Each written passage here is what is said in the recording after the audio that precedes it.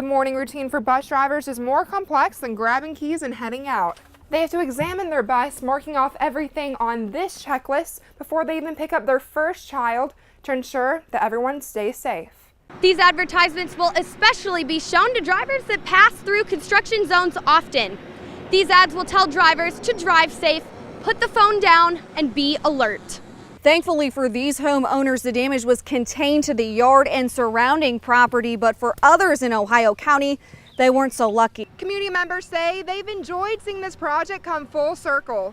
Their kids got to enjoy Kids Kingdom, and now they get to help build Mickey's Kingdom for other children to enjoy. Here in these old cells, inmates were crammed into every nook and cranny, some as much as 2 to 3 per cell. But this new space allows for much more freedom for the inmates to roam throughout the day and allows for less stressful tension for the inmates and the officers.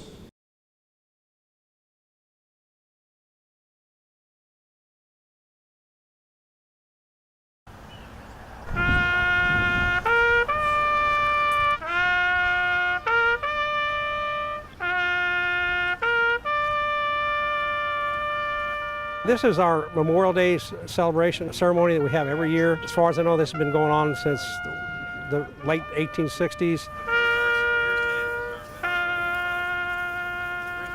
It's a time set aside, and it came from General Logan, who was the commander-in-chief of the Grand Army of the Republic. And it started about 3 years after the Civil War ended. They put flowers of springtime to keep the memory of those who have given their last full measure of devotion to God and country. We are met on a great battlefield of that war.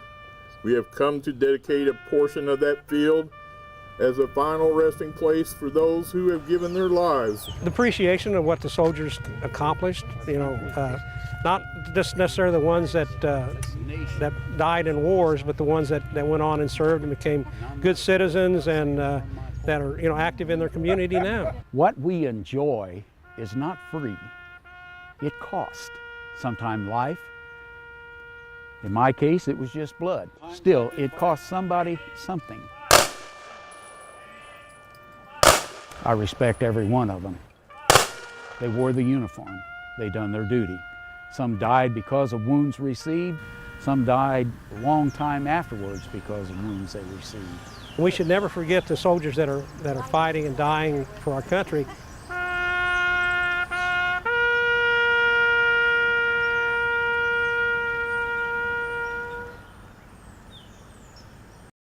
These are good times for Victoria National Golf Club in Newburgh. The lush, demanding, and sometimes diabolical Tom Fazio track is getting ready to host its 7th United Leasing and Finance Championship on the Web.com Tour later this month. But these beautiful shots from Air 44 show only one aspect of why the course is ranked by Golf Digest among the best, not just in America. It's pretty amazing. But in the world. A new list came out from Golf Digest magazine, a top 200 courses in the world.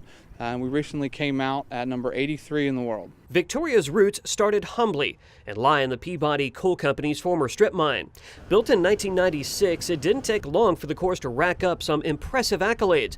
Now, 22 years since it was finished, the world-renowned course architect Fazio believes the 18 holes that weave between 400 acres of spoil mounds and steam shovel-carved inlets create a stern test capped off by a world-class experience. It's everything from our customer service staff, our staff in the dining room, our cottages that we have on property, the course conditions. It's really everything together. Victoria has already held its own against some of the best golfers in the world, hosting the 2015 and 16 Big Ten Conference Championships and the USGA's Senior Amateur Championship. Some have described it as even more punishing than New Jersey's Pine Valley Golf Club, consistently ranked as the #1 course on the planet. It's a very difficult tee shot golf course. From the tee, a lot of the holes, you're not quite sure where to hit it if you've never played here before. Most of the time, if you miss a fairway, you probably end up in the high native grass, and you're gonna lose a few shots there. So now that the nearly 7,300-yard course has attained this kind of stature, what do the next 20 years hold? We all believe that this is a major championship level golf course, and we all know that it can play a lot tougher than we even make it for Web.com. We do believe someday there's could be some higher level golf played here beyond the Web.com.